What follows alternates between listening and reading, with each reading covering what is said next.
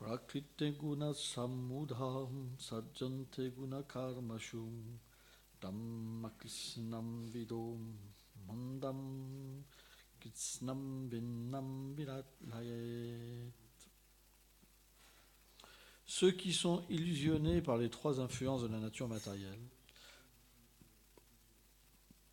deviennent attachés aux objets des sens.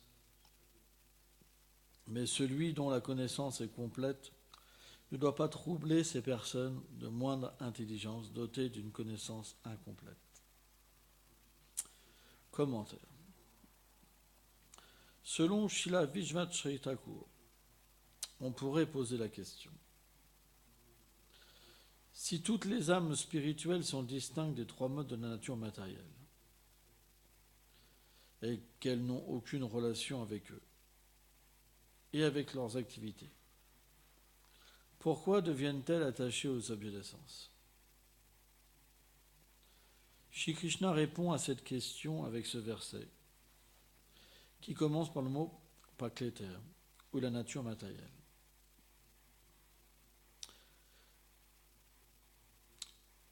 Les influences de l'énergie matérielle égarent les âmes spirituelles qui deviennent illusionnées à cause de leur absorption dans ces influences. Tout comme un homme hanté par un fantôme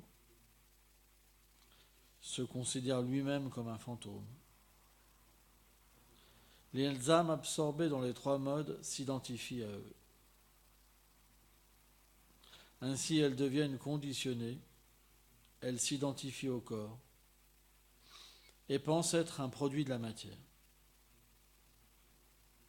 De là, elles s'attachent complètement aux objets des sens.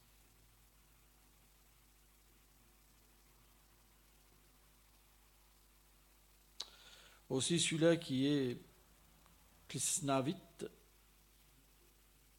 l'homme qui a une connaissance complète, ne doit-il pas déstabiliser ceux qui sont Akrishnavits, qui ont une connaissance incomplète? Cela signifie qu'il ne doit pas essayer d'inculquer par force ses pensées aux personnes ignorantes, en leur disant « Vous êtes des âmes spirituelles libres de ces influences. Vous n'êtes pas ces influences. »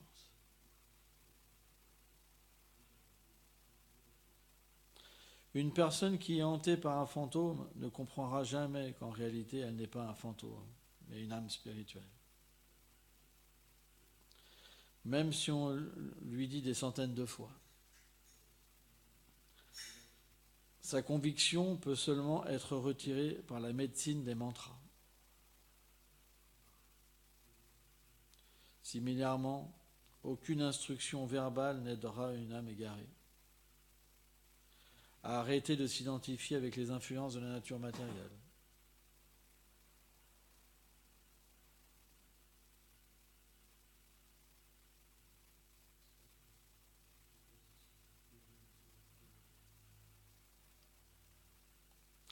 De telles personnes doivent être simplement engagées dans le Nishkama Karma Yoga, l'action désintéressée. Ceci aura pour effet de les libérer de leur absorption dans les influences de l'énergie matérielle.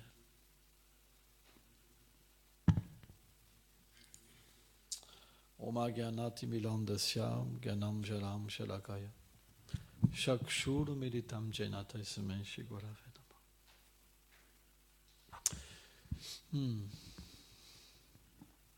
Donc, Krishna donne des indications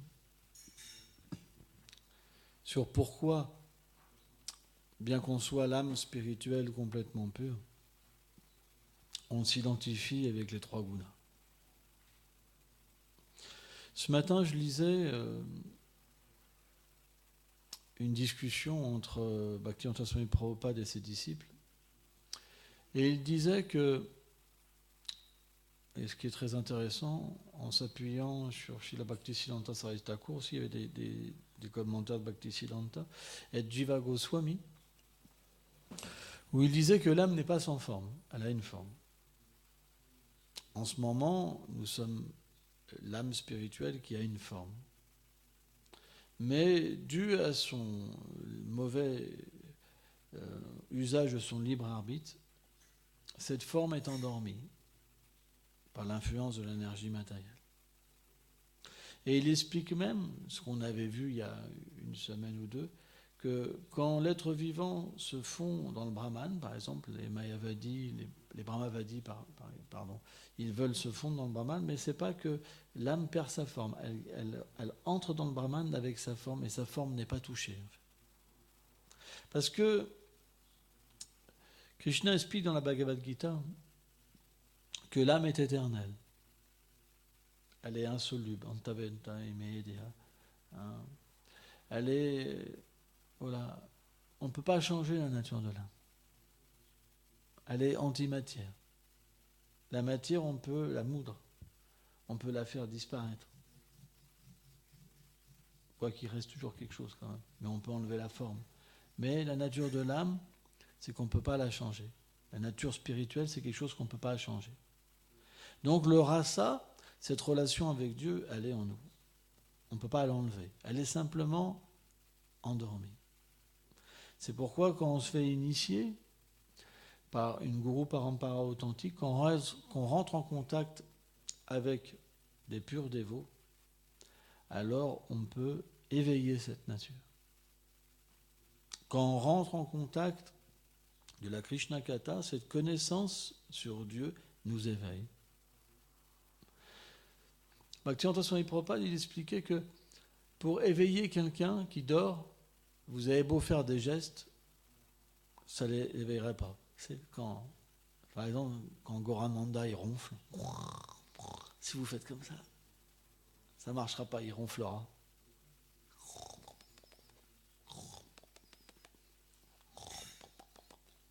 Et par exemple, si on fait, il va arrêter de ronfler 2 secondes, il va recommencer. Et à un moment, il va se réveiller. Réveille-toi, Gorananda, réveille-toi. Qu'est-ce qu'il y a Comprenez? Donc de la même manière, un fantôme, quand il rentre en quelqu'un, donc qu'est-ce que c'est un fantôme? C'est une personne qui quitte son corps, mais qui ne rentre pas dans un autre corps, qui erre à travers le corps subtil. Pour une raison ou pour un autre, il doit errer. Par exemple, les gens qui se suicident, ils errent dans un corps subtil. Et comme ce corps, il n'est pas grossier, ils peuvent rentrer dans un autre corps et utiliser le corps d'une personne pour ressentir les sensations de manger, par exemple, de jouir, etc. Parce que dans le corps subtil, ils ne peuvent rien faire. Donc quelqu'un qui est hanté par un fantôme, qui est dominé par un fantôme, il pense qu'il est un fantôme. Parce qu'il vit comme un fantôme. Il agit comme un fantôme. Il ressent comme un fantôme. Il est poussé à faire des choses comme un fantôme.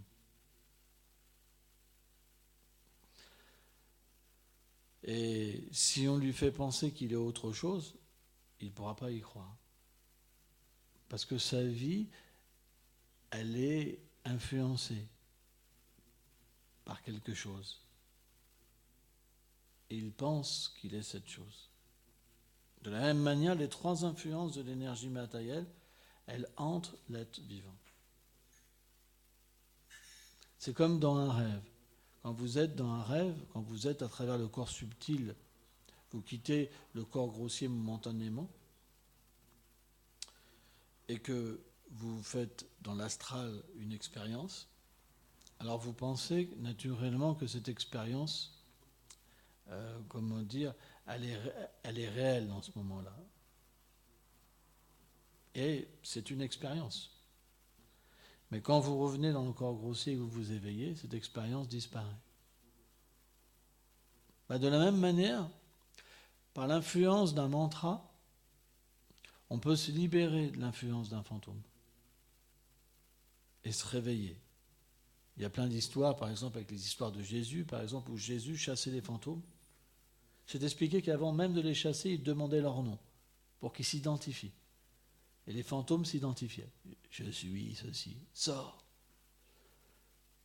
Et ils sortaient, et naturellement, la dame ou le monsieur, il se réveillait, il disait, mais qu'est-ce qui m'est arrivé? Et toute la famille était contente. Parce que quand on devient adombré par un fantôme, on oublie en fait notre nature. On peut devenir complètement fou, tué, par exemple, sans être conscient de ce qu'on fait véritablement. Il y a plein de gens qui ont eu cette expérience et qui ont tué des gens et qui ont dit mais moi c'est pas moi qui ai fait ça. Il s'est passé quelque chose, c'est pas moi, je suis pas capable de faire ça. Et finalement ils ont été en prison ou ils ont été même mis à mort pour des choses comme ça. Il y a plein d'histoires comme ça. Donc tout ça c'est des réalités. Mais quand on rentre en contact d'un exorciste ou voilà d'un brahmana qui chante des mantras, alors le fantôme peut sortir du corps. Et à ce moment-là, on devient libéré. Et bien, de la même manière, quand on entend les gloires du Seigneur suprême, les influences de l'énergie matérielle, en fait, se relâchent sur nous. Et on peut avoir cette expérience qu'on est le serviteur du Seigneur suprême. Et à partir de ce moment-là, on peut comprendre qu'on est différent du corps. Parce que l'ego qui est recouvert par un faux ego, le mental, l'intelligence, les trois gunas, l'influence du temps, voilà, et les réactions du karma, quand ils sont momentanément décollés de nous-mêmes, on peut avoir cette expérience du corps transcendantal.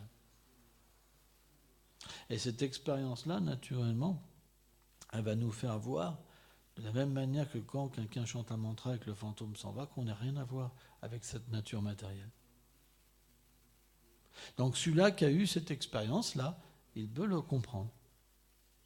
Mais si vous allez voir quelqu'un et que vous lui dites « t'es pas le corps », que t'es l'âme spirituelle, que t'es un pâtre, que t'es une gopie, il va dire « mais le gars, il a pété un câble. Moi, je suis ce corps. Vas-y, c'est moi qui me mets en colère, c'est moi qui mange, c'est moi qui ai des désirs, c'est moi qui suis frustré. C'est moi, ça. Ce mec-là ou cette fille-là, c'est moi. Ce minable, c'est moi. Ou ce grand, c'est moi. Vous comprenez? C'est impossible de voir autre chose. Parce que l'influence des trois gunas est tellement puissante, on est obligé de s'identifier avec quelque chose qui n'a rien à voir avec nous. De la même manière que quelqu'un qui est adombré par un fantôme. C'est la même chose. Donc, qu'est-ce que dit Krishna à Arjuna? Il dit, tu ne dois pas aller voir une personne qui est influencée, qui n'est pas une âme libérée, en lui disant, mais tu es tel Manjari, tu es tel ceci, tu es tel cela. Vous comprenez? Ce n'est pas qu'on révèle la connaissance à quelqu'un qui est conditionné par l'énergie matérielle. Mais qu'est-ce qu'on doit faire? On doit plutôt lui apprendre à engager ses sens, son mental, son intelligence, son ego, le faux ego, dans une conception qu'il est le serviteur de Dieu, bien qu'il pense qu'il est le corps, et lui faire comprendre que c'est une position qui est meilleure qu'une position où on fait des activités impies, et qu'on doit prendre les résultats de nos actes et souffrir. Tuer les animaux, c'est pas une bonne chose, ceci, cela. Donc automatiquement, une fois que quelqu'un est convaincu, qu'est-ce qu'il va faire? Il va s'engager dans le service de dévotion. Et cette activité-là, qu'est-ce qu'elle fait? Elle purifie le cœur. Elle détruit les réactions des actes passés. Elle purifie l'essence, elle purifie le mental, elle purifie l'intelligence. Elle change la nature de l'ego, parce que plus l'être vivant va penser qu'il est le serviteur du Seigneur suprême, plus il se rapproche de sa réalité. Donc il y a une purification qui se crée, et à un moment, qu'est-ce qui se passe? Quand la purification est assez suffisante, on peut commencer à percevoir notre nature. Et voir que le Seigneur est aussi dans le cœur. C'est pas compliqué. Mais pour que ça soit effectif, il faut que l'activité, elle soit constante. 24 heures sur 24. Alors vous allez me dire, mais pendant qu'on dort, on ne peut pas contrôler. Oui, mais dormir, c'est un service, parce qu'il faut reposer le corps. Parce que si le corps n'est pas reposé, l'état conditionné, on ne peut plus penser à Krishna, on ne peut plus rien faire, on s'énerve, on est perdu. Donc dormir 6 heures par jour, c'est un service.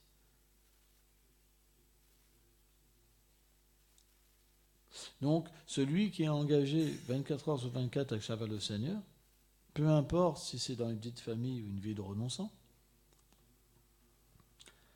à un moment, naturellement, il réalise qu'il est différent du corps. Les 3 gunas, l'énergie matérielle, se retire graduellement de lui. Pourquoi elle se retire? Maintenant, essayons de comprendre pourquoi elle se retire. Srila Bhaktisiddhanta Sarasvati Prabhupada, il explique qu'il y a une énergie. Bhaktivinoda Thakur, il dit Swarup Shakti se manifeste de 3 manières. L'énergie interne, qui est divisée en trois éléments fondamentaux, Samvit, Sandhini, Ladini.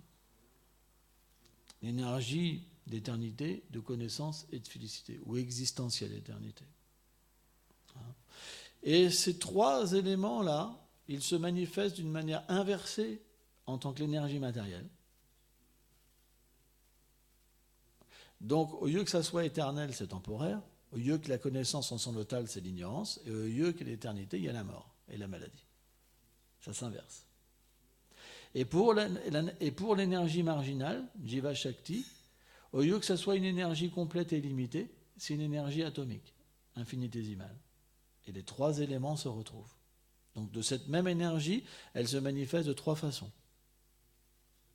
Donc, chez la Bhaktisiddhanta Sarasvati Prabhupada, il explique, quand l'âme est conditionnée, il devient conditionné par l'énergie matérielle. Donc, il pense, je suis ce corps. Je suis temporaire. Il pense, je suis dans l'ignorance. Ma façon de réfléchir, c'est l'ignorance, et c'est une bonne chose. Et la félicité qu'il va rechercher, c'est la concupiscence. Ananda, ça devient kama, la concupiscence. Donc il va chercher à exploiter avec sa connaissance, en pensant, de toute façon, c'est pas grave, j'ai qu'une vie. Vous comprenez? Ça, c'est l'influence des 3 gunas. Or, quand on sert le Seigneur suprême, cette même énergie, chez la Bhaktisiddhanta, Prabhupada explique que plus on est sincère, plus elle s'inverse. Donc elle relâche son emprise, et automatiquement on commence à penser à l'éternité, on commence à penser par la connaissance transcendantale et à ressentir la félicité en nous. Ça veut dire qu'on se dégage du plaisir corporel, de vouloir les choses en pensant qu'on est le purusha, le bénéficiaire. Et donc, automatiquement, on en vient à comprendre que notre position, c'est de donner du plaisir au Seigneur suprême. Et plus on s'engage de cette manière-là, à un moment ou à un autre, quand le Seigneur est satisfait, alors les 3 gunas arrêtent de nous conditionner et on coupe, en fait, avec toutes les réactions de nos actes passés, et on devient, en fait, libéré. Ça veut dire qu'on peut se hisser dans le corps transcendantal. Srila Bhaktivinoda Thakur, il dit que toutes les conceptions du faux ego, toutes les entraves du mental, du corps subtil sont détruites. Et l'être vivant, en fait, devient situé dans son éternité. Donc, Krishna, il explique que ce n'est pas compliqué. Il suffit simplement d'engager sa vie 24 heures sur 24. Mais engager sa vie, ça veut dire qu'il ne faut pas retomber. Bhaktivinoda Swami Prabhupada, il dit c'est comme un ventilo. Au moment de l'initiation, le maître spirituel, il débranche. Mais ça tourne encore un peu. C'est pour ça qu'on doit prendre quelques réactions encore et souffrir. Et à un moment, ça s'arrête. Et on devient libre. Mais de la même manière, on a le choix, on a le libre arbitre, on peut rebrancher. Donc si on fait des mauvaises choses, alors l'influence revient et on peut oublier de nouveau tout, même si on est initié. Qu'est-ce que nous disent les Shastras? On n'est pas le corps. On n'est ni une femme ni un homme. Donc, par exemple, le mariage, Prabhupada, il explique que c'est un détachement. Pourquoi les gens qui sont Vaishnav, quand ils se marient, ils s'attachent. Ils pensent, dans l'illusion, ils sont le corps. Oh, je vais prendre soin du corps. Oh, je vais faire des enfants. Notre but est de servir Guru Krishna. Alors faire des enfants, c'est un service aussi, bien sûr. Krishna, il dit que cette vie sexuelle, elle est divine. Mais on ne doit pas retomber dans le plaisir. Notre but, en tant que mari et femme, ou en tant que sannyasi, parce qu'on est tous des renonçants, c'est le service, seva. On est dans une mission, on est dans la mission Mahaprabhu. Et Mahaprabhu, il voulait qu'on parle à tout le monde de Krishna, qu'on libère tout le monde. Il a dit à tout le monde, qui que tu vois, parle-lui de Krishna. Si on utilise le temps simplement pour être ensemble et prendre plaisir, alors les 3 gunas vont venir nous chercher. L'énergie matérielle, ça veut dire qu'on fait retourner la roue. Et ça va nous amener à quoi? Juste à essayer d'extirper du bonheur. Or, dans les couples où il y a ce bonheur-là, il y a la séparation parce qu'il y a la frustration. Parce qu'on est tous limités. Et à un moment ou à un autre, on se sépare. 90% des couples se séparent à cause de ça. Parce qu'ils se font avoir par l'énergie matérielle. Ils passent des heures ensemble pour rien, au lieu de faire du service. Et au lieu d'être des amis, se libérer, ils se reconditionnent matériellement et ils tombent. C'est plein d'exemples, il y en a partout. C'est la majorité des dévots qui se font avoir. Dès qu'on reprend plaisir, ça ouvre la porte. Ça ouvre la porte. Amis, ennemis, c'est parti. Vous prendrez parti. Ah, il n'aime pas, c'est mon mari. Même le gourou, vous pourrez critiquer s'il n'est pas d'accord avec ce que vous faites. Dès le début, on doit faire attention. Et on voit, c'est en nous. Parce que dès qu'on a une petite frustration, on a besoin de quelque chose pour nous, on fait la tête. On n'est pas content, etc. Ça veut dire qu'il y a un problème. On devrait prendre plaisir dans le service, dans cette relation éternelle avec Krishna et pas dans l'illusion. Alors bien sûr, c'est très élevé. Et les Vaishnavas, c'est pas qu'ils disent qu'on n'a pas de rapport entre les Vaishnavas. Il y a de l'amour entre les Vaishnavas. Mais cet amour-là, il est lié avec Radha et Krishna au milieu. Il n'est pas séparé. C'est pas que je suis en direct avec mon amoureux, qu'on se regarde dans les yeux pendant des heures, juste absorbé dans les 3 gunas, parce que le corps, c'est le 3 gunas, l'énergie matérielle. Se souvenir de l'illusion. Oh, il est spécial. Vraiment, elle est vraiment spéciale. Prabhupada, il dit l'énergie matérielle est tellement puissante que même s'il y a une femme de 200 kilos, le mari dira c'est la plus belle. Mais c'est la réalité. Si on pouvait voir sans les 3 gunas notre physique, on aurait peur. Ah, monstre. Ah. Mais les 3 gunas, c'est tellement puissant qu'on peut voir quelque chose de moche comme super beau. Parce que ça a le pouvoir de faire ça. L'énergie matérielle a le pouvoir de nous illusionner pour des choses qui sont même pas faites. C'est le pouvoir de Maya. C'est pourquoi, si on sert Guru Gauranga toute la journée, on pourra s'extirper de tout ça. On verra la beauté réelle du mari, de la femme, et pas l'illusion. Et on pourra progresser vers le but de l'existence. C'est très important. Mais pour ça, il faut servir. Tout le temps. Et on ne peut pas servir Krishna et Radha directement. On a besoin de l'instrument du maître spirituel.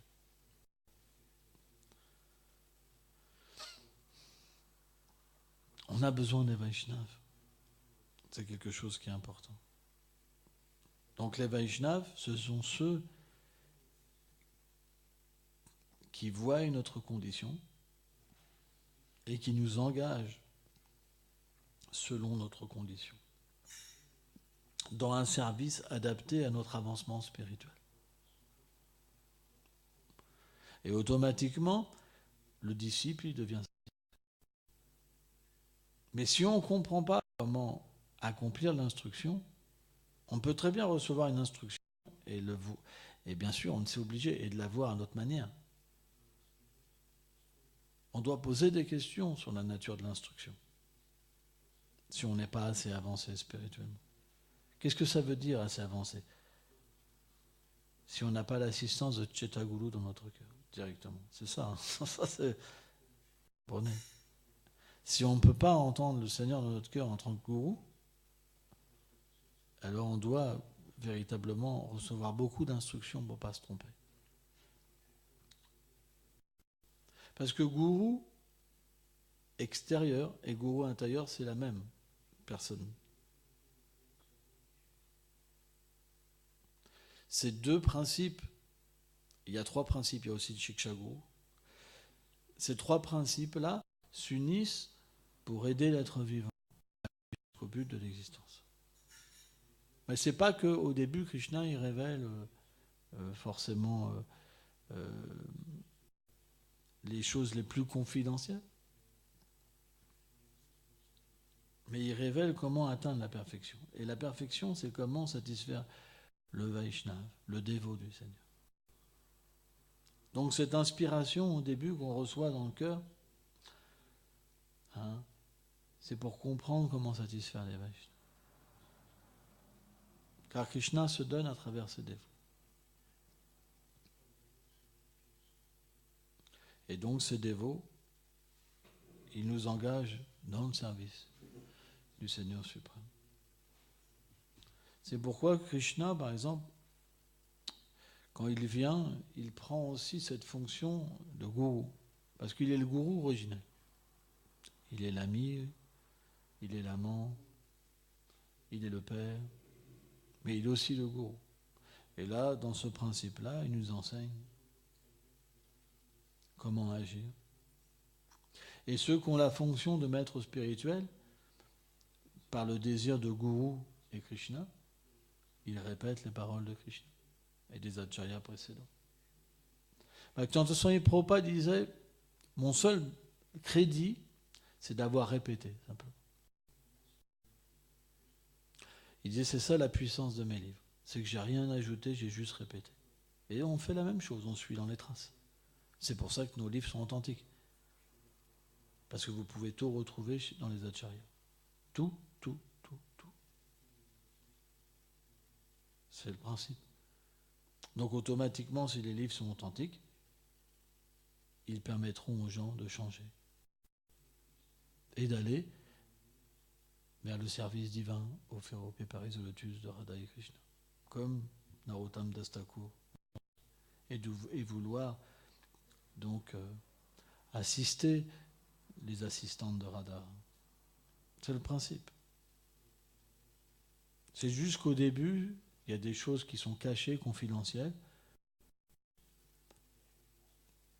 et que graduellement, plus l'âme devient réalisée, et plus les aspects internes se révèlent à elle. Et c'est progressif. Merci beaucoup.